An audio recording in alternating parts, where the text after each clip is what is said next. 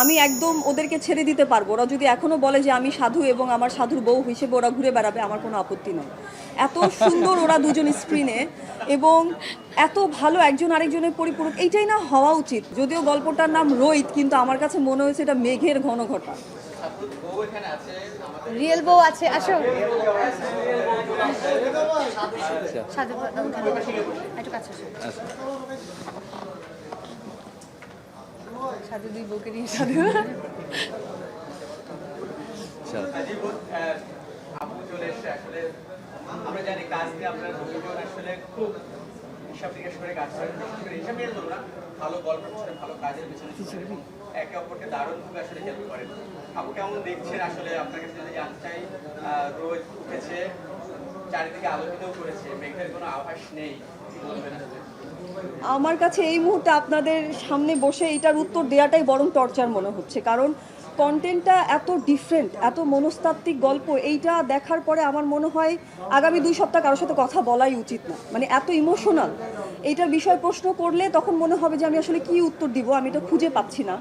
তো আমার কাছে মনে ছিল যে আপনারা যদি 2 সপ্তাহ পরে আমাকে জিজ্ঞেস করতেন, আমি ভালো উত্তর দিতে পারতাম। ডেফিনেটলি কাজটা খুব সুন্দর। একটা দারুণ টিম কাজ করেছে একসাথে, সবার কঠোর পরিশ্রম স্ক্রিনে দেখা গিয়েছে। এত দারুণ ক্যারেক্টার প্লে, এরা 3 জন আউটস্ট্যান্ডিং। এবং সিনেমাটা শেষ হওয়া অবধি আমি চুপচাপ বসেই ছিলাম, আমি বুঝতে পারছিলাম না যে আমার আসলে কী বলা উচিত। ইনফ্যাক্ট আমার সিনিয়ররা যারা আমাদের সাথে একসাথে বসে দেখেছেন, নর্মাল অডিয়েন্স যারা দেখেছেন, সবারই একই ইমোশন। ওই জায়গা থেকে আমার কাছে মনে হয়েছে যে হ্যাঁ, মানুষের ভেতরে সিনেমাটা যেতে পেরেছে। যদিও গল্পটার নাম রোহিত, কিন্তু আমার কাছে মনে হয়েছে এটা মেঘের ঘন ঘটা। মানে এত পেইন শেষ পর্যন্ত গল্পটাতে, ওই পেইনটা মানে এখনও আমার ভিতরে কোথাও আছে। দুর্দান্ত। আমি একদম ওদেরকে ছেড়ে দিতে পারবো। ওরা যদি এখনও বলে যে আমি সাধু এবং আমার সাধুর বউ হিসেবে ওরা ঘুরে বেড়াবে, আমার কোনো আপত্তি নেই। এত সুন্দর ওরা দুজন স্ক্রিনে, এবং এত ভালো একজন আরেকজনের পরিপূরক, এইটাই না হওয়া উচিত। মানে আর্টিস্টরা যখন একসাথে স্ক্রিন শেয়ার করে, তখন না কোথাও নিজের মানে ব্যক্তি জীবনের কোনো মানে ছিটে ফোটা আসা উচিত না। এইটা তুষি এবং ইমরান দুজনেই খুবই জাস্টিফাই করেছে এই জায়গাটা। সো আমি বলবো যে they are outstanding. Thank you. জানতে চাই, বাবু তো দারুণভাবে প্রশংসা করলেন রোজের, আপনার কি বলার আছে?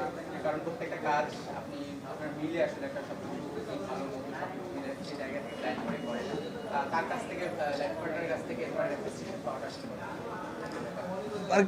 আপনি এই মানে এটা তো আসলে মানে যখন উনি বললেন, এবং উনি বের হওয়ার আগেই বলতেছিলেন ব্যাপারটা, এটা একটা ওভারওয়েলমিং সিচুয়েশন। যখন উনি আমার সব কাজের সবচেয়ে বেশি ক্রিটিসাইজ করেন, উনি সবচেয়ে বেশি এটার ভালো মন্দ দিকগুলোকে আমাদের সাথে আলোচনা করেন, সেইখানে যখন ওনার কাছ থেকে এত দারুণভাবে একটা মানে কমপ্লিমেন্ট আসে, এটা অসম্ভব ভালো লাগার এবং অসম্ভব সুখের।